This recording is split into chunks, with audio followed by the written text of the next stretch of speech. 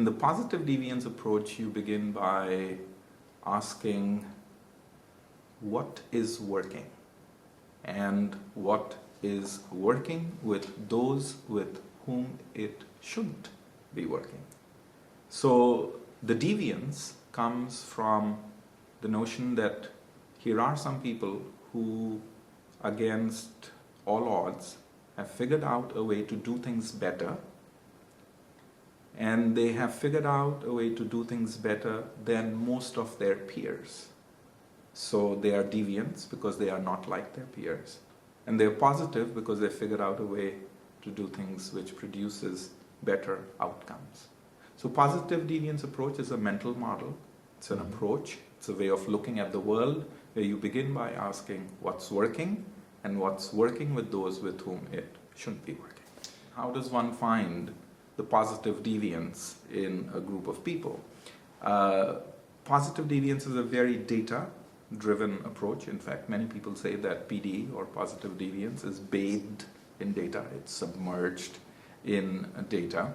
So what one does is one creates certain criteria depending on what the problem one is trying to address, and then tries to determine through these criteria whether positive deviance exists. So I'll just give you an example. Let's say that we are interested in the issue of teenage pregnancy. A typical positive deviance question would go something like this. So if you are in Texas, and if you're in West Texas, where I live, you will ask a question such as, are there young women who, so young and women, these are two measurable criteria, who, let's say, come from a Hispanic or a Latina background, that is also a measurable variable, a socio-demographic variable, who are presently in college, which means that they have finished high school, which is a risk factor. If you become pregnant, then you don't finish high school or attend college. Who come from a low socioeconomic status, that's a risk factor.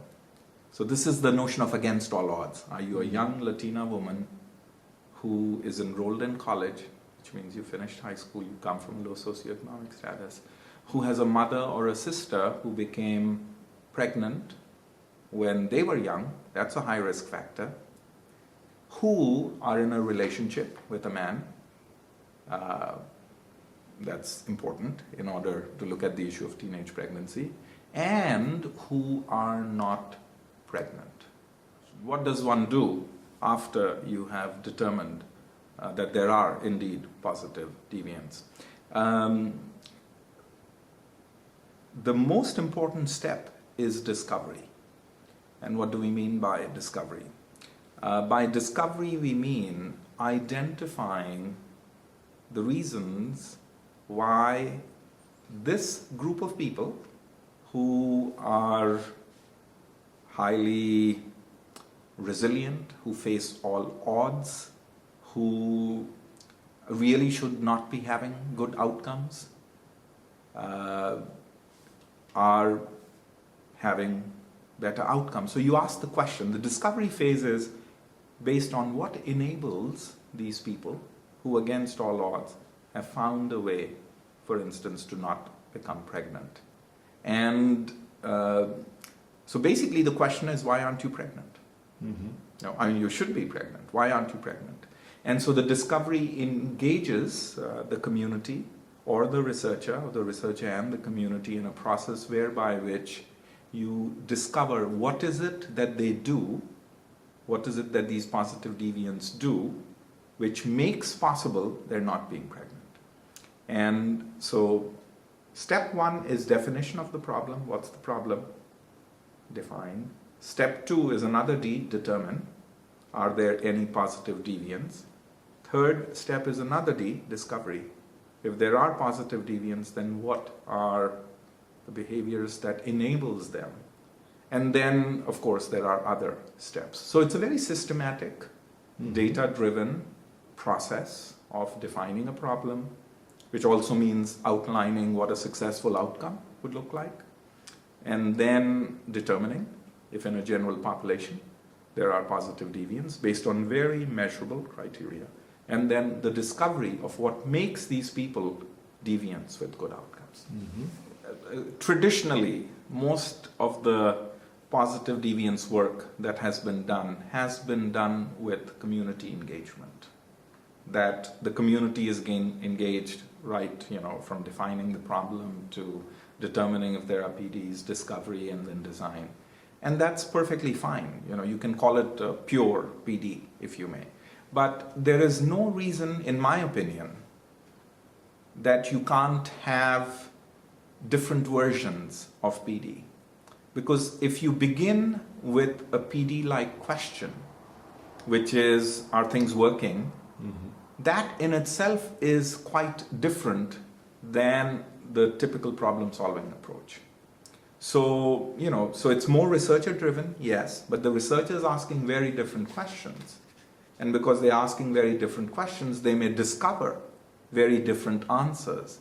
And I think with the answers that you discover, you as a researcher working with an interventionist can design an intervention whereby which people are acting their way into a new way of thinking. Because that's very integral to PD.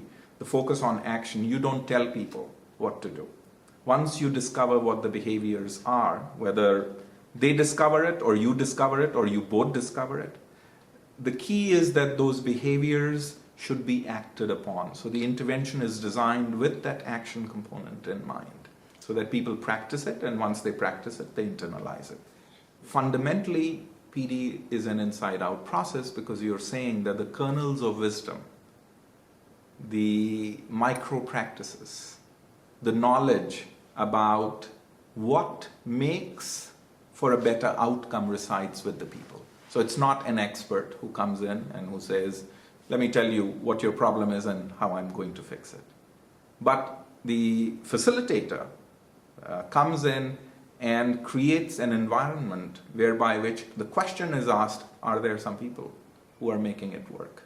And if so, what is it that they are doing? So the focus is on discovering the wisdom that already exists and finding a way to amplify that wisdom within that community. So it's an inside-out process in that the knowledge, explicit, implicit, experiential, to have a better outcome resides with the people.